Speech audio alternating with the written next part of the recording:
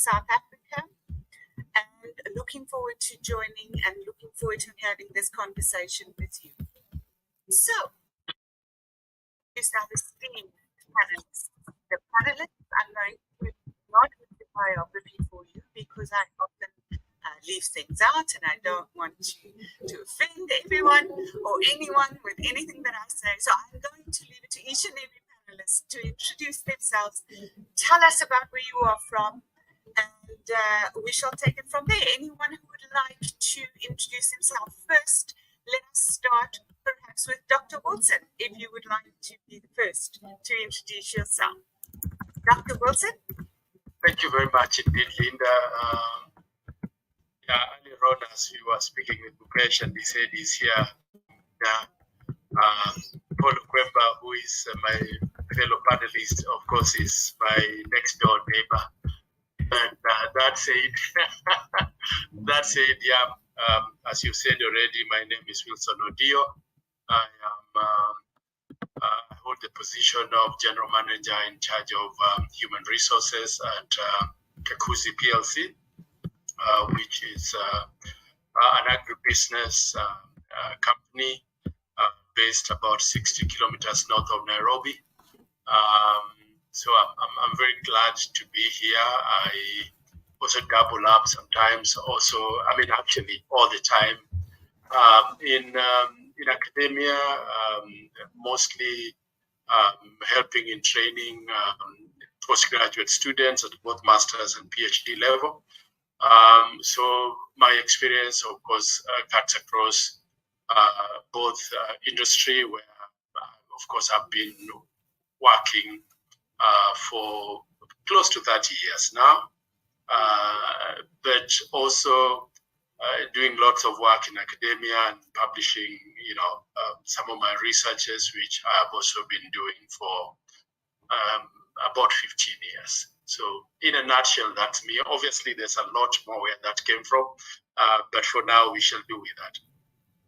Thank you so much, Dr. Wilson. And is it okay if I call you Wilson? I would love to use the doctor, but Dr. Wilson, is it okay if I address you as such? Either way, I'm perfect. All right, thank you very much. Mr. Paul, if you would like to introduce yourself, your company, Paul, is from Nampak. So definite interest in this conversation from that perspective. Paul, if you'd like to introduce yourself. Yeah, thank you, Linda. And it's my pleasure to be here today. I did expect to see my next door neighbor, Wilson. I'm happy to see him here, and I think it's going to be very well lit. Paulo Kwemba is a HR practitioner for many years, probably about 17 years at senior level.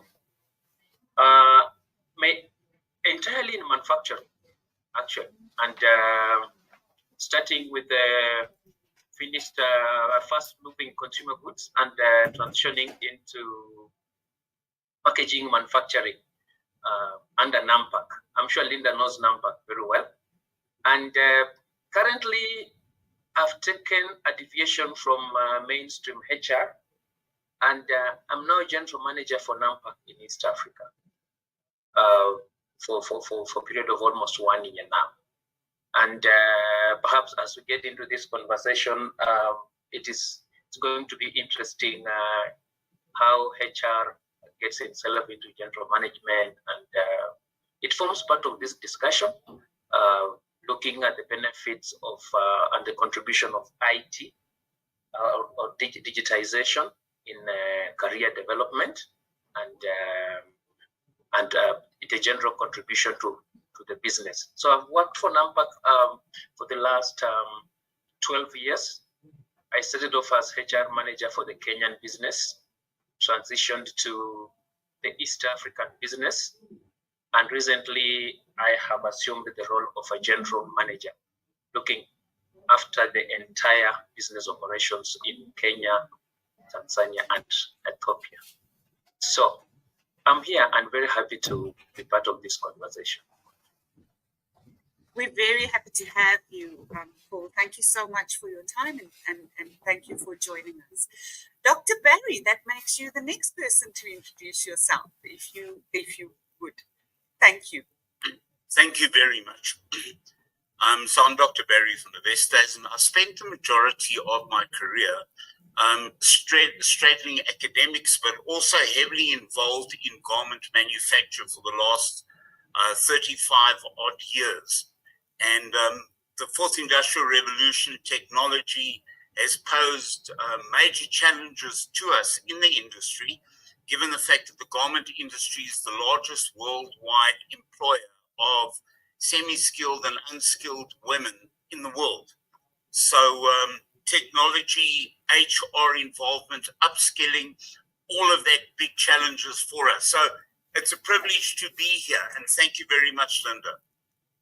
Thank you so much, Dr. Barry. Already touching the points and the issues, but we'll introduce that and have every panelist just weigh in as far as that upskilling and unskilled, skilled labor, etc.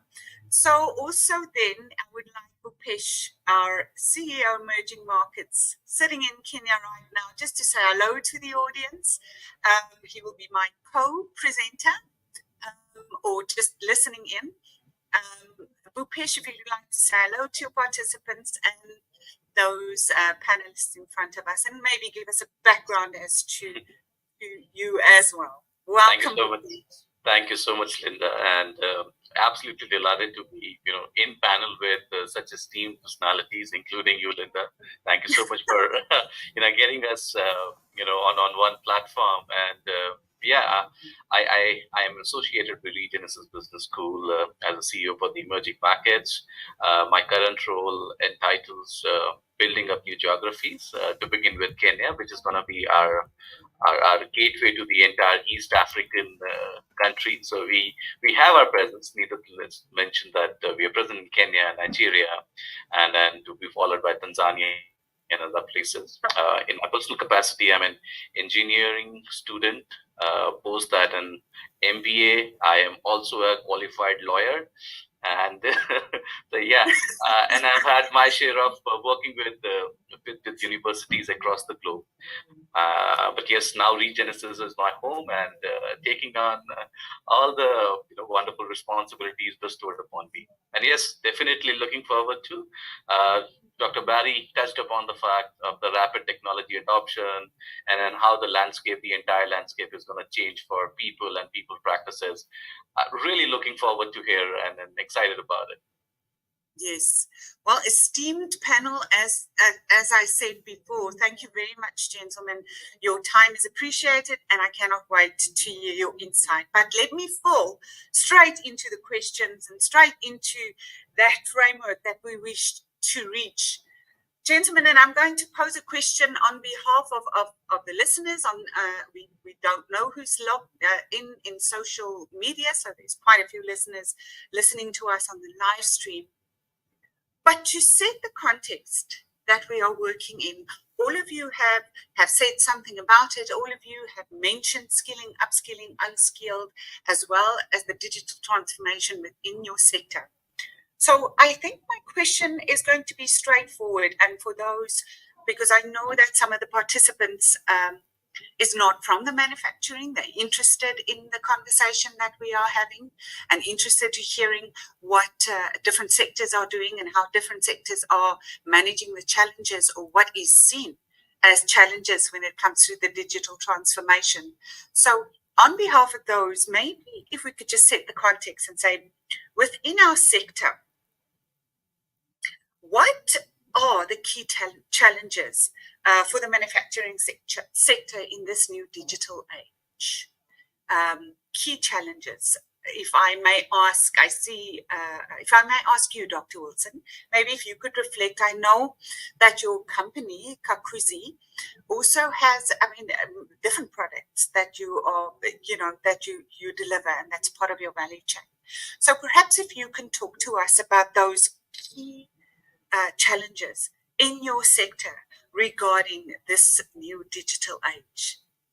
Set the tone for us. You are on mute, sir. Thank you very much indeed, Linda. Just to start by saying that, a few years ago, those of us with a human capital background, we were talking very much about the future of employment and the future of jobs. Now that future arrived much earlier than we had anticipated that it would. That future is now. The quickening of the Internet of Things, the prominent place that the Internet of Things has taken artificial intelligence and robotics, all these things and many other things that are happening in the digital space. The challenge that has brought to a very large extent is the necessity, as you have rightly pointed out, to multi-skill and even to reskill. The unfortunate thing with this multi-skilling and reskilling is that there is the requirement almost of a non-stop change happening all the time. Several years ago, you would have situations that would, if you're talking about manufacturing, for instance, and you talk about technology there would be changes, but the changes were a lot less rapid. They were a lot less faster. So now, not only are you dealing with the digital age and new technology, but it is changing all the time. What that calls for is a situation of continuous organizational learning. We must all be adept at constantly learning and relearning all the time. So the challenge is that all the time it's something that is happening very rapidly. What is also associated with that is the fact then that not only is technology changing rapidly, but also the product life cycles are also a lot faster, changing a lot faster. And so that means that you have to continuously innovate, you have to continuously be creative and innovative. That is possible, but it's not always possible in the manner and at the speed that you need to be able to catch up with the rate at which things are going. So that skill gap can be an issue in many instances. We are also in the age of big data. Of course, that is important, and that's very important for purposes of greater efficiencies, more appropriate decision making, because you've got lots of information that you need to make decisions. But then the other side to it then is that then you've got to worry about cybersecurity, because almost all the information that you're dealing with is within the Internet of Things. So yes, there are those challenges, and I'm sure my colleagues will add to them. And they are a challenge because we've got to be on the cutting edge of things. We've got to be agile. We've got to be flexible, and so on and so forth.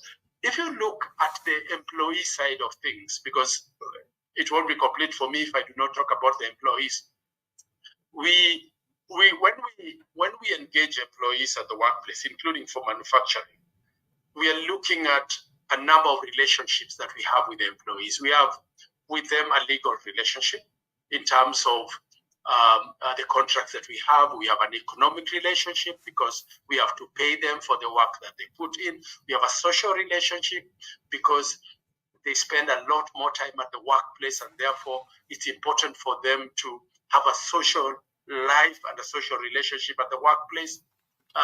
But more importantly, and what is now affected more by this rapid change in the digital age, is the psychological contract that you have with the employees.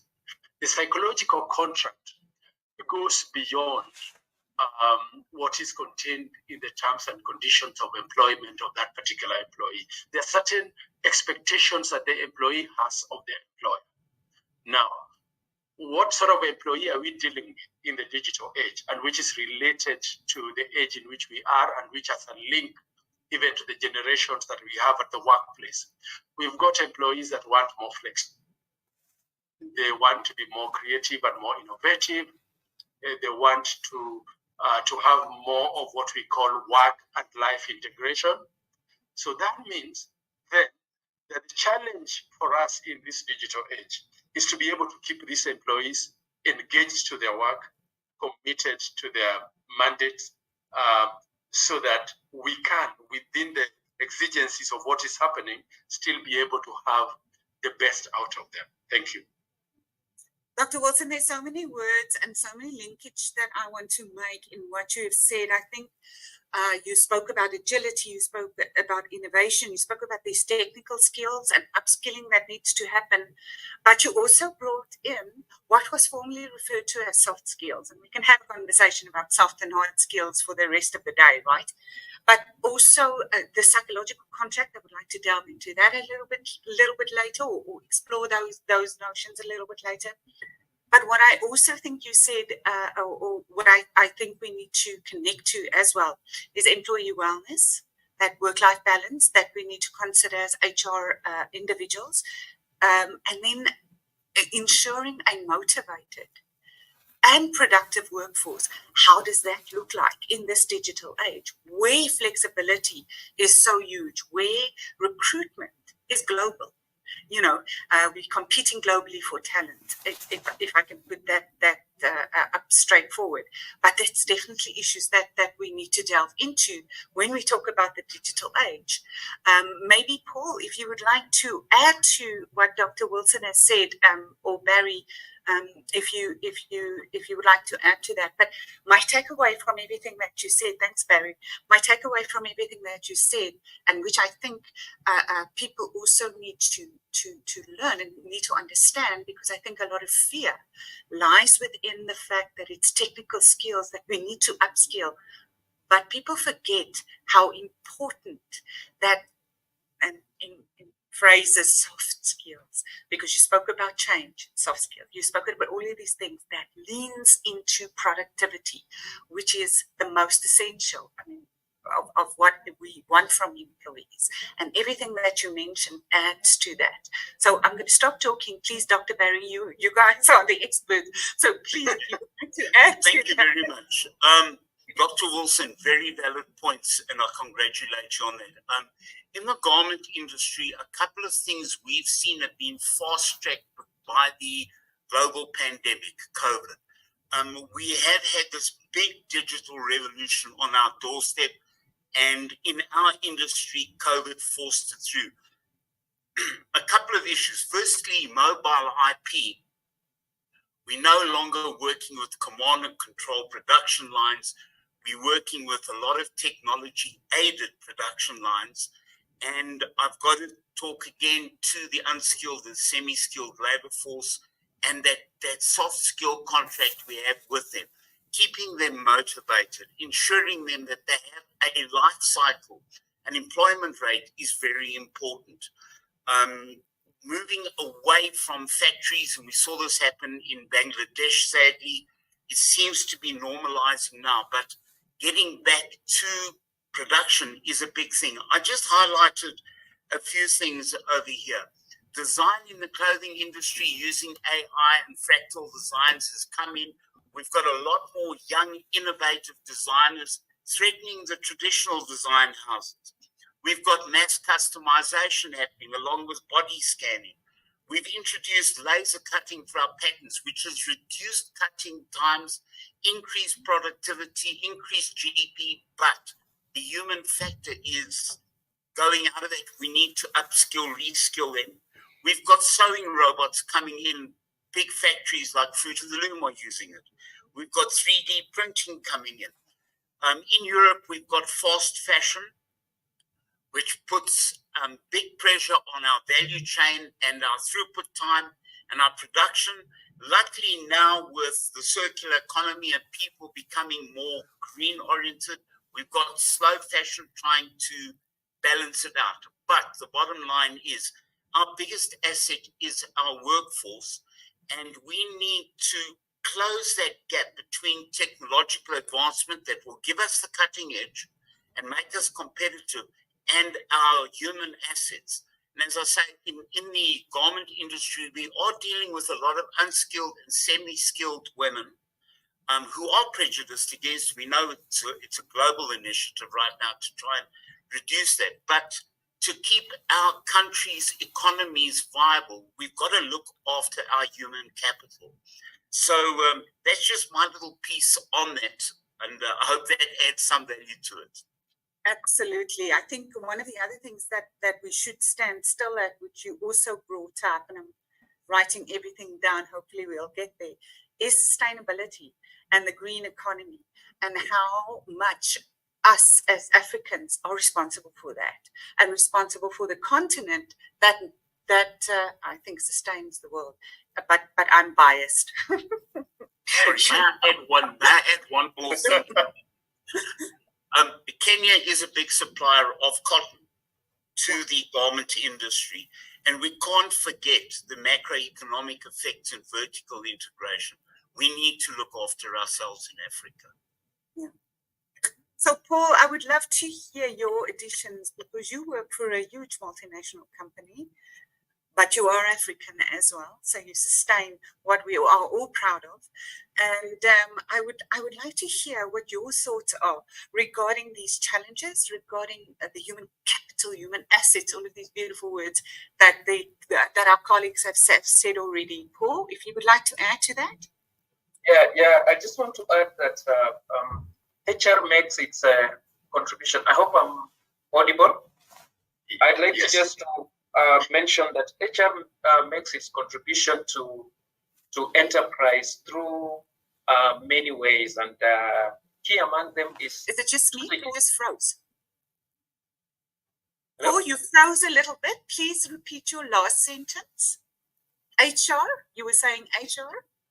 Yeah, makes its contribution to enterprise through several areas, and I just want to pick key among them is strategy alignment, administrative expertise, change management, and employee championing.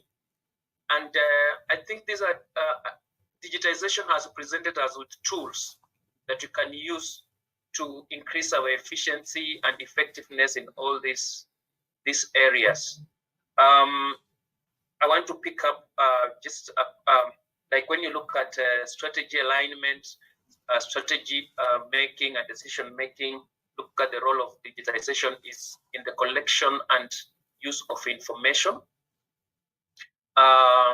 This presents an opportunity as well as a challenge. A challenge being that strategy formulation and implementation has become critical in the operations, and digitization, apart from helping us to get the information, it also helps us to be transparent.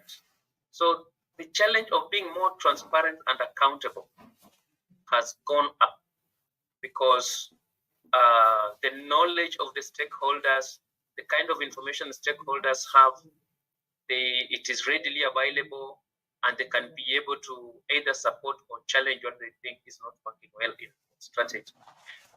Digitization has also brought an opportunity and a challenge at the same time of involvement.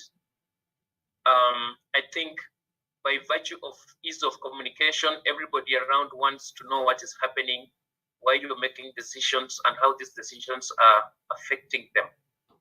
So again, decision making has been taken to another level. You must be able to ensure that you balance all the stakeholder needs, because if you don't do that, then people have a way of communicating. People have a way of letting you know when things go wrong. It's not like previously when people lacked the means to communicate or to give feedback. So digitization enabled us to better engage our stakeholders, and for this matter, employees, to start with. to involve them in every aspect of the business, and to make sure that the deal we have with them actually makes sense to them. My friend Wilson talked about a psychological contract. It is very easy nowadays to define, to design, and manage the psychological contract digitally, because basically it talks about what is in it for me. And digitalization enables the conversation of what is in it for me to go on daily basis. We don't need to have formal engagements. People have an opportunity to express themselves, to exert their positions, and also to ask for what they think they're entitled to. Yeah. So the challenge is raised by digitization.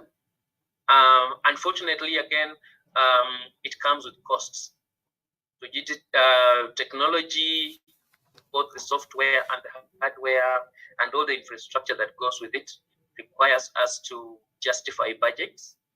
And probably sometimes, since the benefit is not clearly foreseen, for HR people, it might be difficult to justify some budgets. Many enterprises will easily see the need for putting in digitization in machinery, in manufacturing, in finance. But when it comes to people, it will take you a bigger effort for you to justify. So you justify how digitization can help, and then you have to also look at the return on investment. Return on investment here is not quantitative. Most of it is qualitative, and it calls upon you to be very creative, very innovative in trying to bring out or to convince the stakeholders how digitization is going to benefit. Digitization in HR practice has also resulted in what we can call standardization or universalization. Everybody knows what is happening around the world as far as the workplace is concerned. So you're not living in your own silo, and you are judged not by your local standards, not by your in-house standards, but the universal standards. So you have to, your work is cut out. Yeah, your work is cut out. You have to prove that you are actually among the best for you to attract, to retain, and generally to keep employees satisfied. The last one is a challenge I want to talk about is control of information. Basically, you have no way to control information. So you have to know how to manage information. Yeah. If you don't do that, then information can be so damaging, can be counterproductive. And we have seen so many areas where information gets to people before the intended time, or the wrong information gets to people. And so managing information flow and the confidentiality that goes with it is a big challenge with digitization.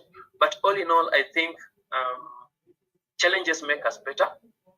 Anytime we encounter them, we know how to surmount them. And we can only celebrate the fact that digitization is helping HR to assert itself in the workplace and to deliver value to the stakeholders. Thank you. Thank you so much, Paul. I'm so grateful that you brought in the strategic importance of an HR practitioner, or an HR manager, and the HR unit or the HR department within an organization, because you are the link between the executives and the employee, right? And you are in charge of managing what we have referred to before as the human capital and the human asset of an organization. Everything that you've mentioned definitely is something that we can continue, that managing of communication. And very often, communication is there, but the message was misinterpreted because we don't talk to one another face to face anymore. And so much of what we talk lies within our body language and how we express ourselves and how we see one another. And we forget about that if we're just texting and just typing and things like that. So that's definitely, again, a bridge that was created but has its pros and cons to it as well. I'm also very grateful for mentioning the ROI and budgeting and how it's why decisions are made that the investments should go to manufacturing, and you can talk more about that as well. But our investment lies within our human capital, lies within our human assets, the skilling, upskilling, and so forth, specifically because of this global, what did you say, global universal standards that we need to meet and that we need to adhere to. So very grateful for those points that you've made, and talking about these shifts that's taking place. And maybe if we can stand still at that, that's occupational shifts. Dr. Barry, you were talking about we cannot deny the fact that this industry, this sector, has a lot of reliance on what would have previously been referred to as unskilled. But if we have a look at what they are doing, it is a highly skilled occupation that they are fulfilling. But there's no kind of paper against the wall substantiating that they have these skills, these talents, these farming skills that they have. So maybe if we can have a look at this, what are we talking about within your industry when we talk about, what is that word, occupational shifts? Let's just make that clear to those who are listening, and to those who are listening maybe with fear. Like, yes, I do have this skill. I work with my hands. Dr. Barry, you were talking about machines that are going to do the sewing for me and things like that. How do we make sure that fear doesn't become the only reason why people stay at an organization, and that they still stay because of the psychological contract, I like that word, that we have with our employees. So I don't know what the question is, but I think that I'm framing context for you, and maybe if you could add to what I am saying here. Dr. Barry, if you would like to start, and then Dr. Paul. I would like to just handshake with Paul there. It's very important for us to have really good, transparent, global governance, to have clear, honest communications with all our stakeholders. I want to start there because we've got a lot of influencers on social media that can tip the scale of the dynamics of our company. They can de-stress or stress the human capital. So that is one thing we have to have. Secondly, we must not forget the artisan. And all these lovely tools coming into play, whether they're laser cutters or digital design, they are tools. And it's our job, and I'm speaking from the garment manufacturing. I know very little about making boxes, Paul, but it's really, really important for us to spend the time to upskill, familiarize the artisans with the tools so that they can use that to improve our value chain. And I know the big fear is with artisans is that they feel that they don't have a PhD, ergo they aren't good enough. I can't do what many of my artisans do. They are highly skilled people.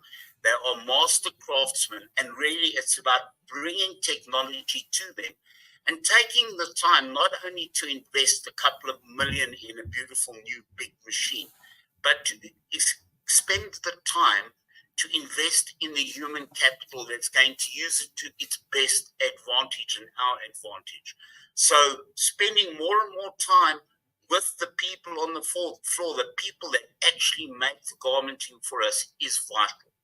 And we have to do that with clear communication and data security so that we don't get hijacked and the wrong message goes out and it's insider trading, etc., etc. But we have to make our staff feel comfortable. This is a lifelong job. It's a career. You're a skilled professional at the top of your art, and then pass it on. That is so important. So that lifelong learning, that skill, that looking after the trade, looking after the artisan, for me is very important. Thank you. Thank you very much for that contribution, Dr. Barry. And I think you hit the nail, because it is about maintaining the skill within the framework of digital transformation, right? And making sure that that skill is honed in order to add value to the ultimate product that we deliver as an organization. Dr. Wilson, I saw you nodding your head as Dr. Barry was talking. Is there something you would like to add? Yeah, I was just nodding, Linda, to say that I agree absolutely. I think, and especially when Dr. Barry was talking about, the skills that the artisans have and that sort of thing. And ordinarily, artisans are people, lower down, the employment rank and everything. But talking about occupational shifts, and which is coming with this digital age and the skills that are required,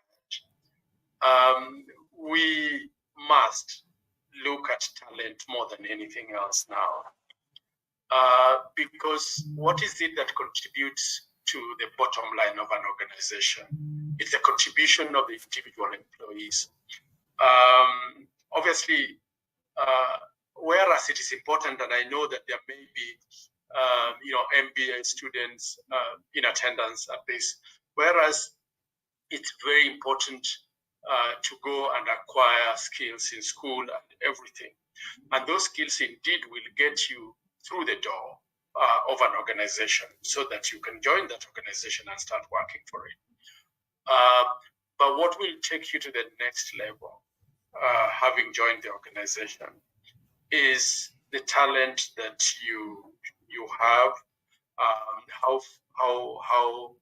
how skillful you are, and how agile you are in terms of getting new skills and changing as the organizations are changing and as technology is changing, so that at the end of the day, you are relevant to the organization that you work for. So in terms of this occupational shift, I see one very important thing, that we must think at the macro level, but as people who work for organizations and that drive the agenda of organizations, that while thinking at the macro level, we must act at the micro level. What that means is that all these trends that are happening, including the digital age and the requirements of the digital age, they're happening at a global level. But at your individual organizational level, what are the things that we need to do to ensure that we are ready, so that when there's a shift in terms of the knowledge that people require, that we are ready for that shift?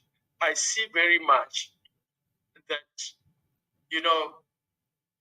if you speak to the labor organizations, for instance, the labor organizations, part of their mandate is to protect jobs.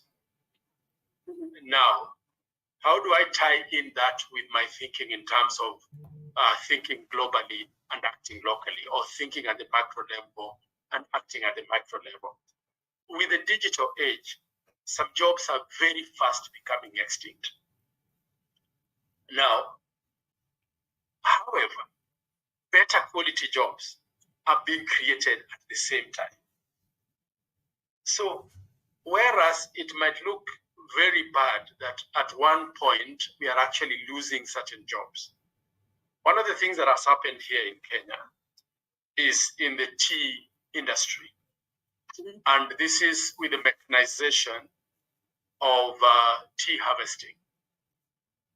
Now, for a long time, tea has been harvested manually.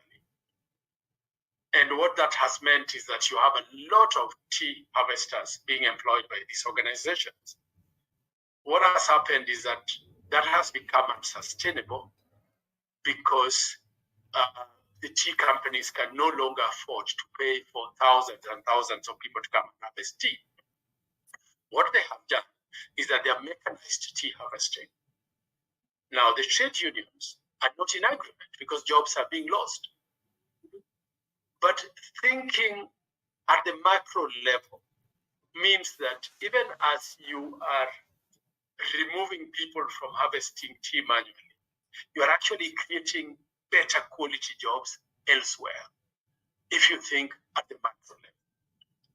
Now, so it calls upon us who are driving change in organizations that we must, while embracing the idea of digital age, and especially the changes that come with the digital age, we must realize that our governments, for instance,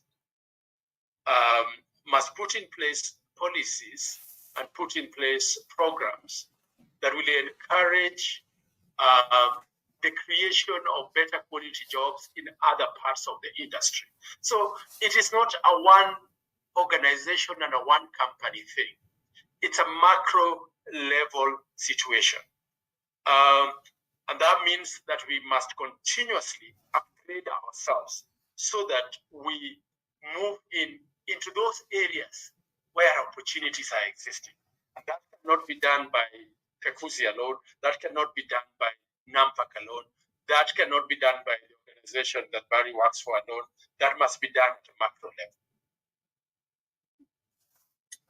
So basically, as I mean, in everything that you are saying, just taking the last statement that you made, it is a nationwide, maybe continent-wide, because I can definitely, within the South African context, also say that these effects that we are seeing, like with your tea people, it is a nationwide drive towards upskilling. From decision makers, policy writers,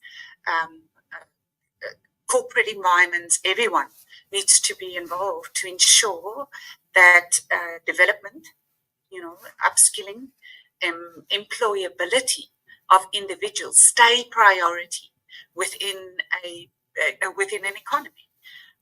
That's what I'm hearing you are saying. Bhupesh, I'm so grateful for your hand. As a lawyer, I'm sure you have a lot to say. But please, if you would like to add value to that. Yes. Sure. Thank you so much, Linda.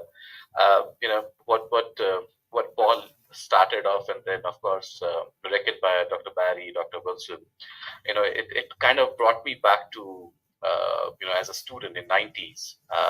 I was a part of a geography where computers were being introduced, right? So I was in India at that point in time, and precisely the same situation, right? So what Paul started off with, communication, right? So how change management, and then further taken up by Dr. Barry and Dr. Wilson, that how it is a nationwide drive, right? It needs to be looked upon very holistically to be able to, because an organization alone cannot, right?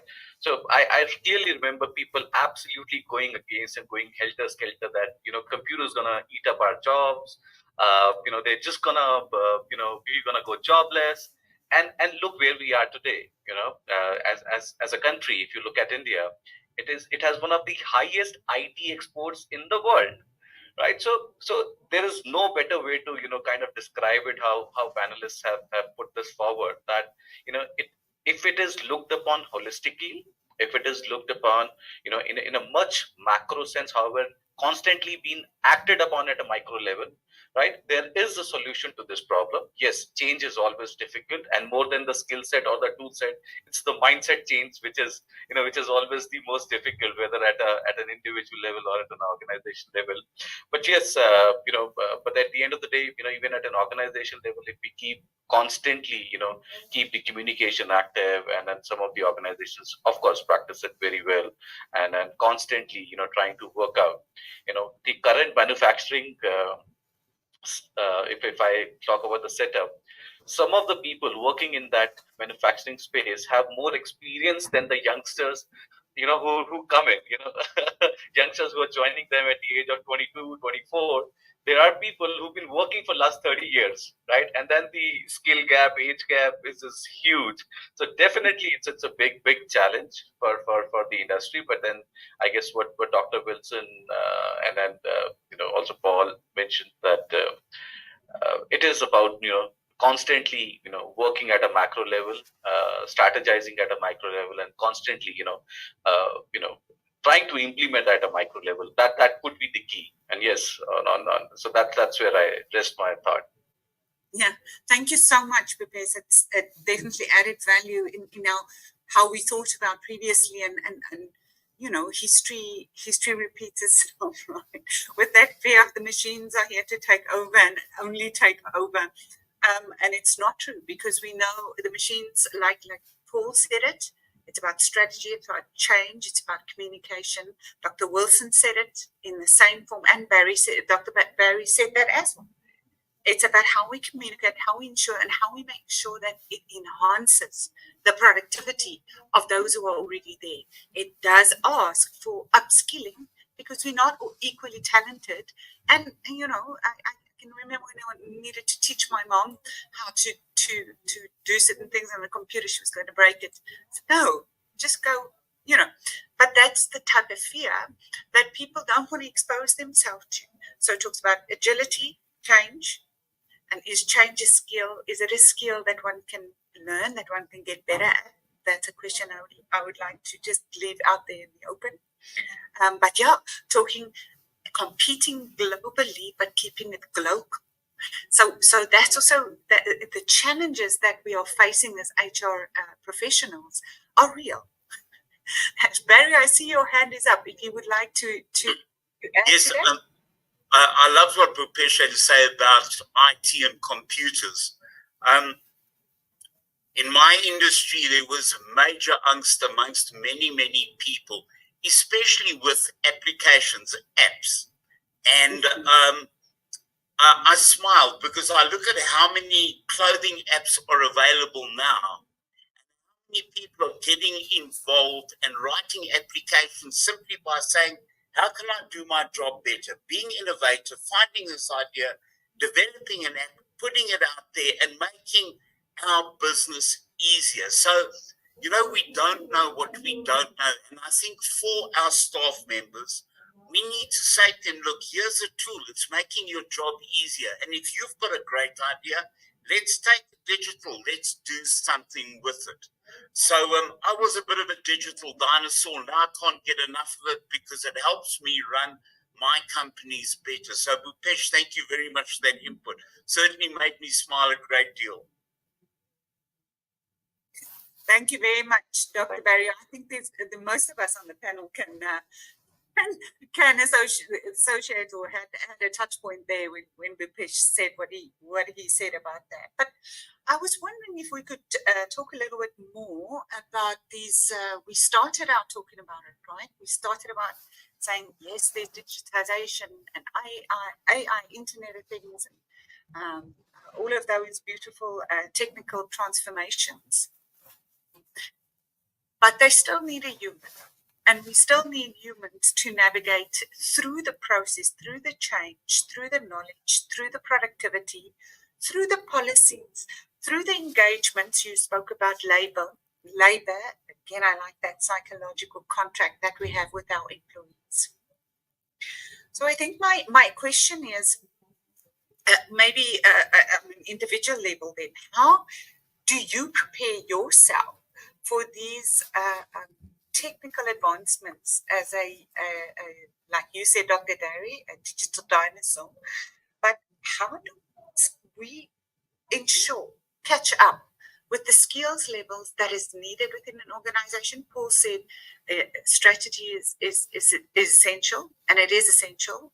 The human capital strategy, your HR plan for how you're going to answer the needs of the organization linked to digital transformation. But maybe, I don't want you to tell me about your organizational plans and give your trade secrets away, but tell me, you as an individual, as an experienced in 17 years, 33 years on a global level, etc., that's sitting around this table, how do you prepare for this challenge that people are calling it? I think we've rephrased the challenge of this to the opportunity that the digital age is offering an HR individual. So maybe some personal reflection, if that would be okay. Paul, I see your camera is off. I'm not sure whether it's about data. Shall I ask you to are you there? We go. Paul, perhaps if you could reflect on that, and I'll go through the panel to talk about that. Just come again the last sentences, because I am having a challenge on network. Okay. All right. Paul, I was asking on a personal level, how did you, a professional, engage with this digital transformation by upskilling yourself, or what did you do to stay abreast with what was happening in the world and how this digital age is now offering an opportunity? We rephrase that. It's not a challenge anymore. What did you do as a professional? I think I should at first point out that being part of a larger group, sometimes you have the benefit of these things coming to you when you're just sitting on your desk. So you don't have to do so much. Somebody somewhere is working as a specialist in the group, trying to identify opportunities and continuously downloading them down to you and telling you this is what you're going to do. So I don't want to take a lot of credit in terms of my own effort on digital advancement. But the key here is professional sensitivity and trying to always figure out what is going to make you more effective as a HR practitioner. And when digitization knocked on the door, of course, if you're professionally committed, then the next thing is you have to do what you have to do. Acquire new skills, make use of the technology and the gadgets and the opportunities available to entrench digitization. And I think as you do it, they say practice makes perfect. The more you try out several aspects of digitization and they work, the more you get the confidence. You start justifying them as important investments in the organization. And since, as I said, you are not talking to yourself, there is somebody else in the group that is backing you up, then it is very easy to get going. The ideas are received, they are acknowledged, they are supported, and you move one step at a time towards digitization. As we'll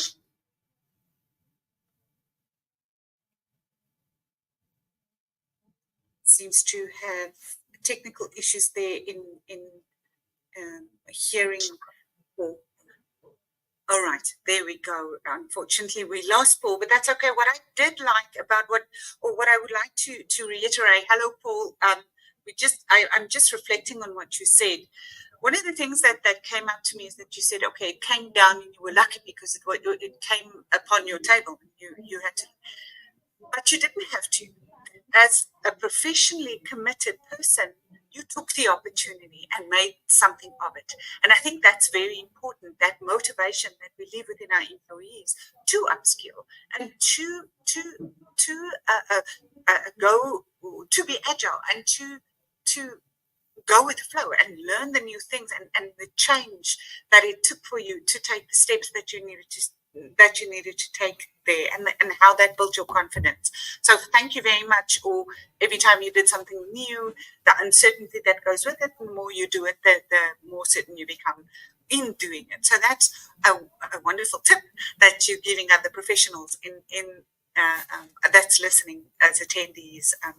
But I'm very grateful for that, because it is about opportunities, but also taking on those opportunities and allowing yourself to learn. I think that's something that we forget sometimes. Dr. Wilson, thank you very much for that, Paul. Dr. Wilson, if you would like to reflect on that, because you on many different levels, you're involved within the manufacturing industry, but you're also an academic. So perhaps if you could reflect, you like learning. Interesting. Thank you very much indeed, Linda. And just follow up from what Paul was talking about earlier on about you see, being part of an organization requires us to align ourselves to the objectives of the organization. So what you're looking at is the alignment between the objectives of the organization as achieved through the various strategic, actions, and your individual objectives and aspirations. Now, quite often, so you're dealing with the what and the how. So quite often, the what also changes, but the how changes more often than the what changes. Indeed, our organization and indeed many organizations, have a mission that more or less spells out what the organization exists to do. And although products may change, the services that are rendered may change, they change, but within a spectrum that is largely similar. Over time, they may change very significantly. So that, for instance, if you're in the textile industry, that tends to linger on for a long, long time. But the how of manufacturing the textiles changes from time to time because obviously you are looking for greater efficiencies. So obviously you're looking for ways that you can achieve more with less all the time. Now, bringing that to the individual level is that if you are aligned with the objectives of the organization that you're working for, then it follows then that you need to find out ways in which you can continue being aligned. The foundation of all this is how we handle change. It is about change. And how do we handle change? It's by embracing it. Because many times with these issues, you either embrace change or perish, literally. So with that realization, for me, it is about constantly familiarizing myself with the requirements of things like AI, continuous learning, so that relevance, I continue to be relevant in the situation in which I find myself. And it's not always easy because at the first instance, we all resist change. We are familiar, we want to work with the familiar. But this is where now you have one of the things that I keep talking about here at the Cotzee, and indeed even in the academia, is the whole aspect of past mentoring. Traditionally, the older people and more experienced people have always mentored the younger ones.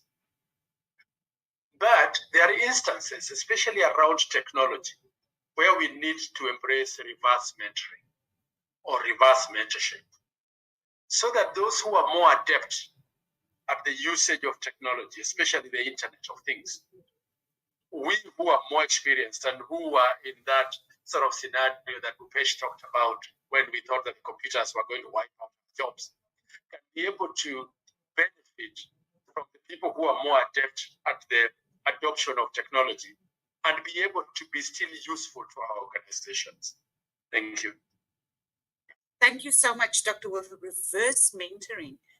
That takes a lot of from certain characters. It might take a lot of humbleness, right, to acknowledge that there's so much that we can learn from the younger generation, and it is a tradition shift. Not just lying within an organization, but sometimes within a culture as well, which is something that we need to acknowledge because we are different parts of one form, right? Bhupesh, I see your hand is up. There's if you would like to add to that.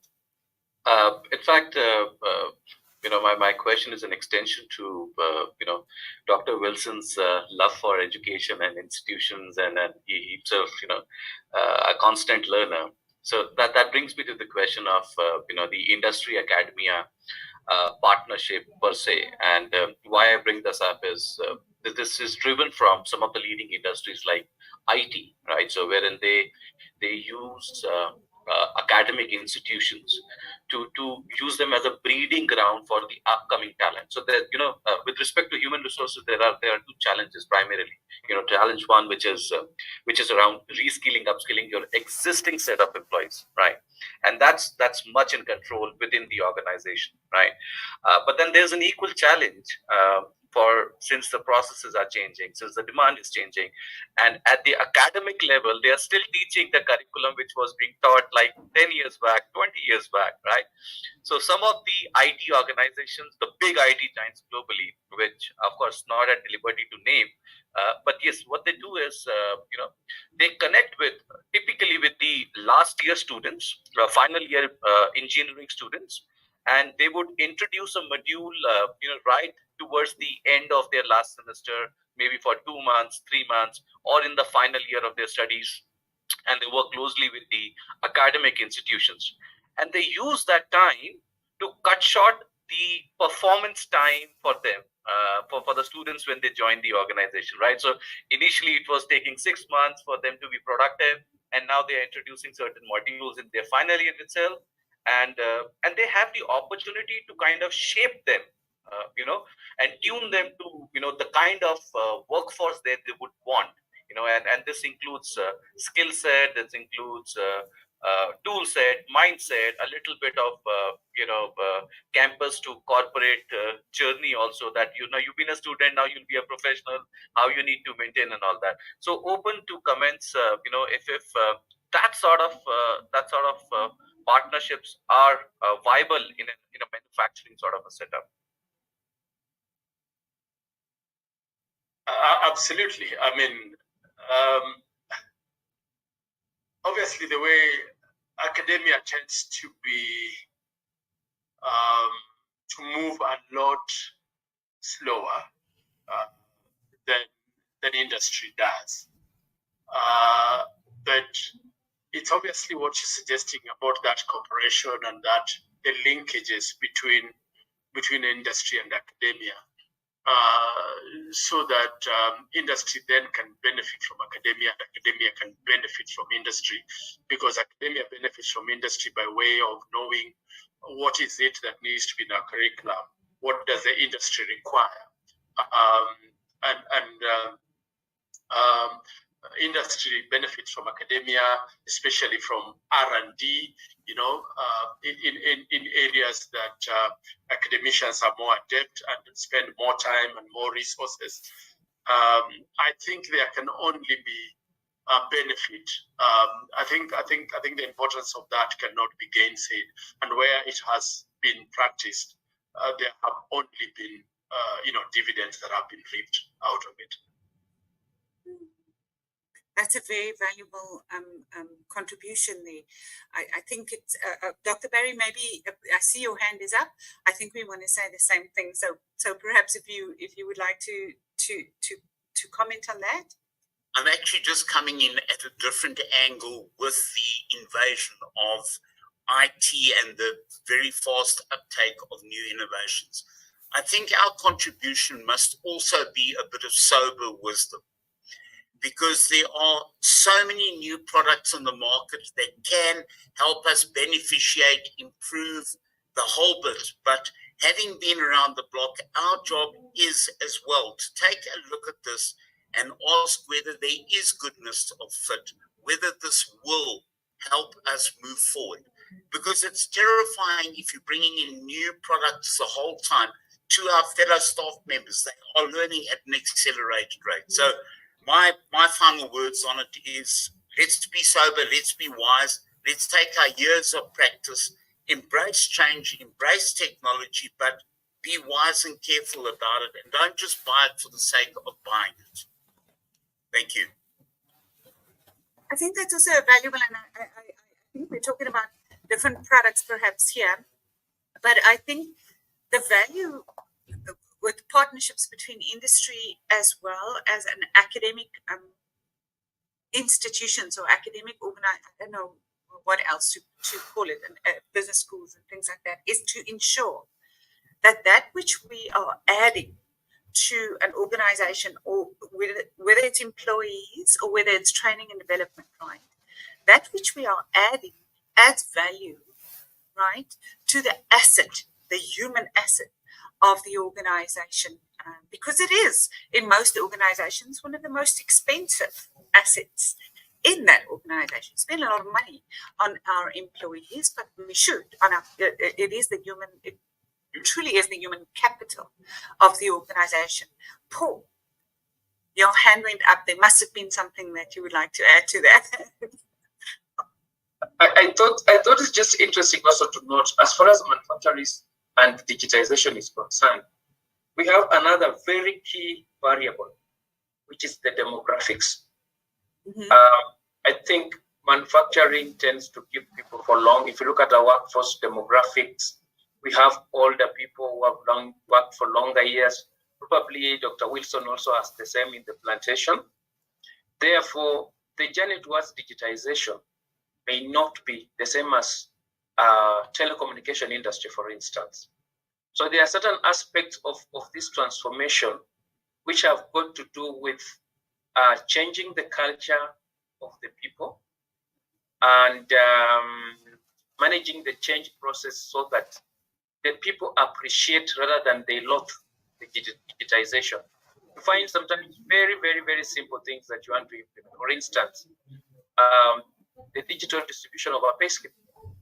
You will find that employees will resist that because before they realize that it is convenient for them, they still believe that they just want their payslip in hard copy. Therefore, that becomes an industrial relations issue, which you have to deal with. So digitization will now find you in a situation whereby there are certain compliance or industrial relation challenges which you have to surmount. Of course, one of the things we've been looking at is about the need for. I mean, when you're looking at your workforce demographics and probably you are doing your recruitment strategies, probably you want to look at how digitally competent or what digital skills do your new workforce need to have. If you're bringing in new people, you cannot now afford to ignore that because you know digitization will play a role. And I'm saying this bearing in mind that for digitization to work, everybody must be involved. It doesn't add any value if I am digitally competent, but the rest of the workforce is not. Whatever I want to do with that digital infrastructure, I'll not be able to achieve. Thank you. Thank you very much, Paul. I agree with you there. And we were talking about the cultural change. We are talking about recruiting people with the skills that we need for the future. But I want to bring us back to the tea harvesters that Dr. Wilson was talking about. Because of the mechanism of what happened there, the machine, the productivity and how quickly it can happen. What is our responsibility towards those employees in our organizations and in our countries? So Dr. Wilson alluded to it's policies that need to be adjusted to make sure that we still ensure that those people can contribute economically to the company. You said there's an economic relationship that we have as HR people towards our employees. Just letting employees go, labor will get involved, the unions will get involved in that way.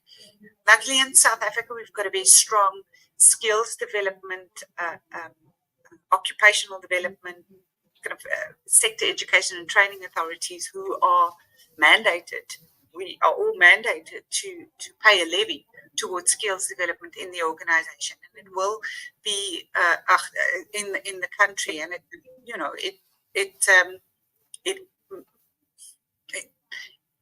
it hopes to upskill sectors. Each sector has something like that needs to answer the needs of the sector. What is our responsibility towards those which we previously would have classified as unskilled, although they are very skilled and they were doing these jobs. How do we bridge that gap? Or is it, am I asking a very difficult question? What is our responsibility towards that as organizations? And maybe as academic institutes as well. Dr. Barry, if you would like to say something about that. And is it something that we are responsible for? I think it's very important that we do incremental training. A professor of mine always used to say munchable chunks, and we can't fast track every individual and make them a professor in a month.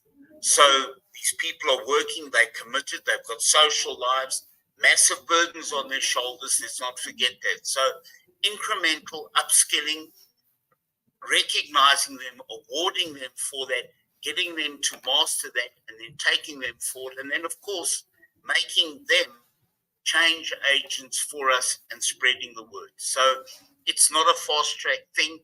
It's got to be a cultural habit that we invest in our artisans. Thank you, Dr. Barry. That was beautifully stated. Paul, I see you know what Dr. Barry is talking about, the incremental upskilling, so that it adds to that changed culture that we wish to achieve in this continuous learning. Was it you, Dr. Wilson, who spoke about the organization which needs to be in continuous learning and shaping their own future within this transformational period that we are in? So yeah, incremental upskilling, we're not going to change the world in a day, but it's definitely, and Paul, you also said that, it's within the strategy, the human resource strategy, that we need to make sure that we are being fair, and that psychological contract that we have with our employees lies within what is also their wellness, which is something that you also refer to, Dr. Wilson, their balance, their employee wellness, and keeps them motivated to, as you said, take on the challenges as individuals, to be professionally committed towards people, planet, profit, and the purpose of the organization. If I can say that, that the 3 P's, that 1 P is very important as well, to stay committed to the purpose and linked to the purpose of the organization. So I have chowed too much time now with my final statement, and I'm going to ask each and every panelists to please give us and give the participants your final thought, what we can take away and allow growth within our own environment from this discussion that we just had. Dr. Wilson? Putting you on the spot. Thank you, Linda. I think to sum it up is to sort of say that the problem with change is that it only goes forward. It doesn't go backwards. That means we are called upon to do everything that we can to be relevant. It's not like we have a choice.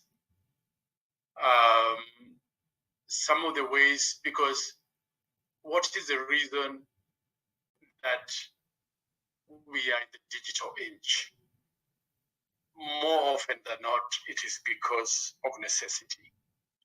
The necessity to be more effective, the necessity to be more efficient, the necessity to solve problems that have existed in our environments and in our workplaces. We continue to look at, and this is why we talk about challenges in everything. We continue to have challenges, and what we are trying to do all the time is to be able to lessen the burden of the challenges that we have in our organizations. Now, one way to do that, and which is being embraced worldwide now, is this digital era.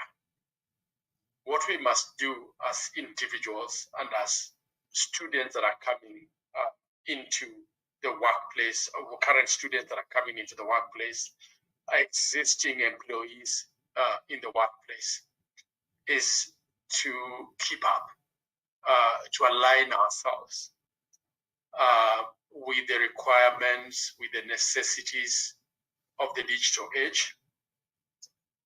And by so doing, we will continue to be relevant.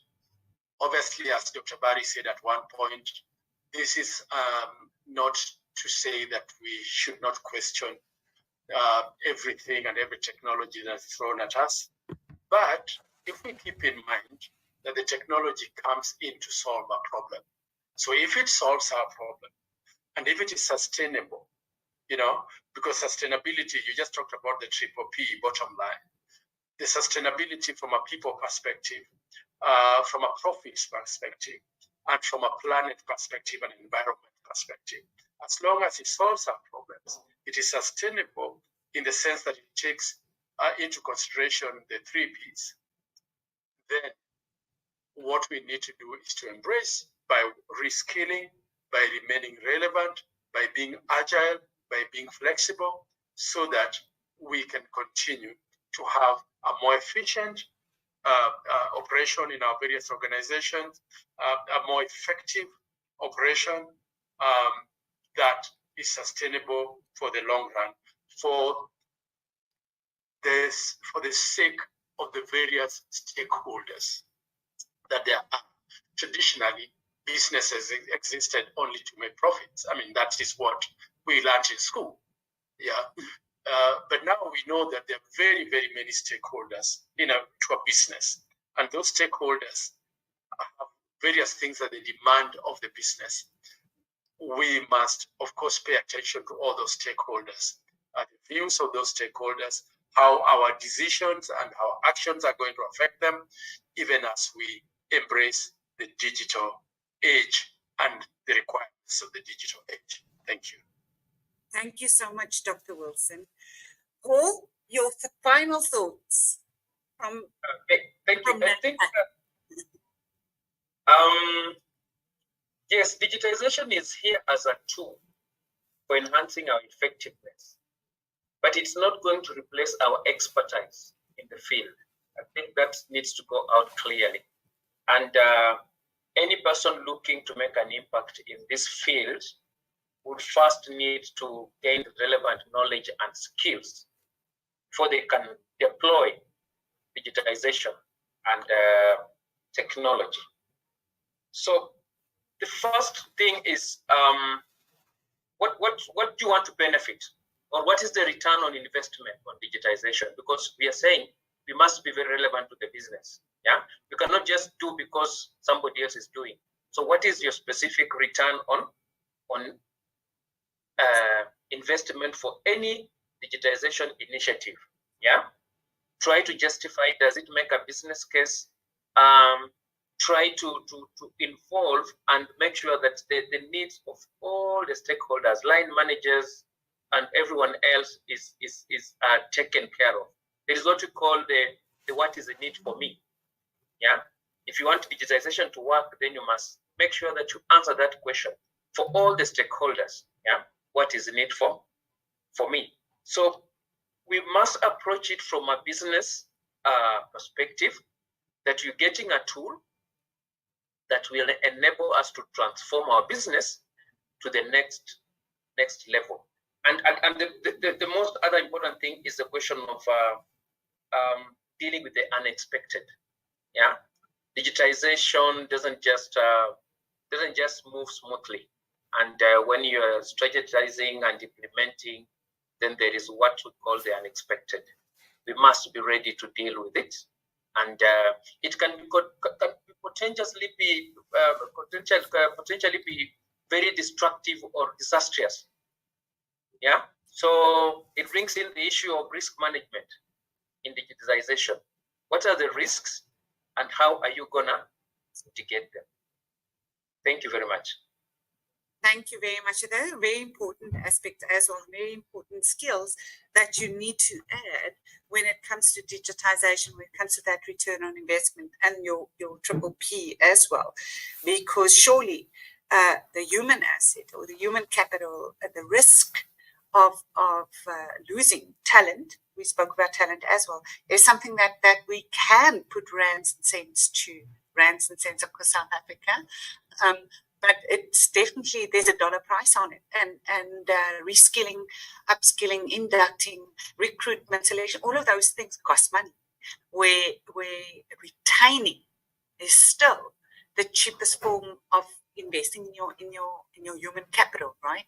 So how are we doing that, and what we're doing with the risk of losing talent, how we analyzing and assessing and making sure that stays, that doesn't become part of the narrative of the organization. Dr. Barry, your final thought, and then I'm going to ask Bhupesh to close out the webinar for us. Dr. Barry. So my final thought is that now more than ever, ethical governance and leadership will lead the way to loyalty amongst our staff and give us the leading edge. We really need to look at that in the global context. Thank you. Thank you very much, Dr. Barry.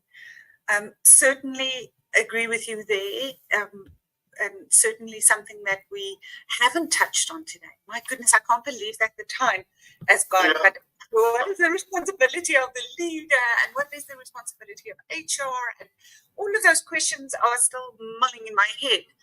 But I'm sure we'll get another opportunity to talk to one another and maybe explore the future of HR in the digital age, spotlight on manufacturing 2.1. Our next webinar that we're going to just keep this relevant and make sure that we keep ourselves up to date with what is happening and what is relevant within organizations today.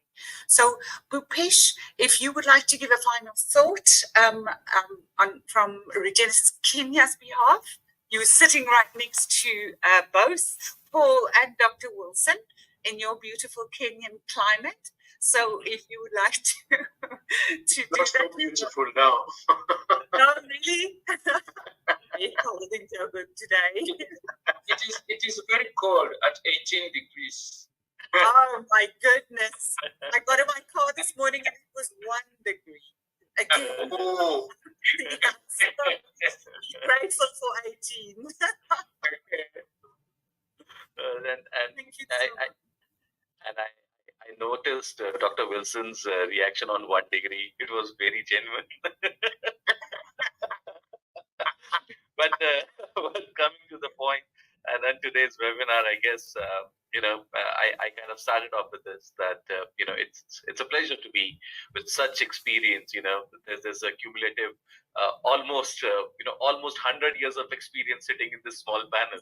So it's so wonderful. And more than for us, I think it is the young professionals who were really excited. So, there were a few hundred, close to registrations, and people wanted to, and they were young HR professionals, and then people from different aspects of business, from manufacturing. I guess as an industry practitioners like Dr. Wilson, Dr. Barry, Paul,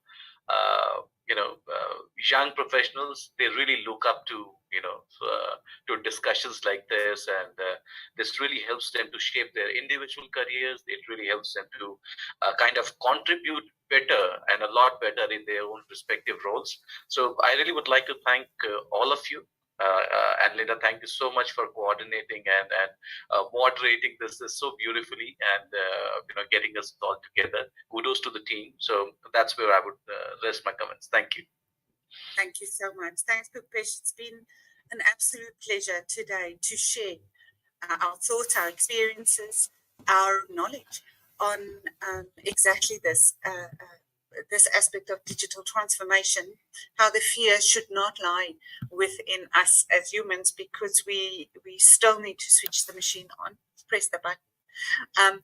But I think the value take for me as well or just to add to that again, is the investment in our human capital, keeping the talent within our organizations, keeping talent motivated, and ensuring that there is a employee wellness with the psychological contract. New word, I'm going to use it more and more now.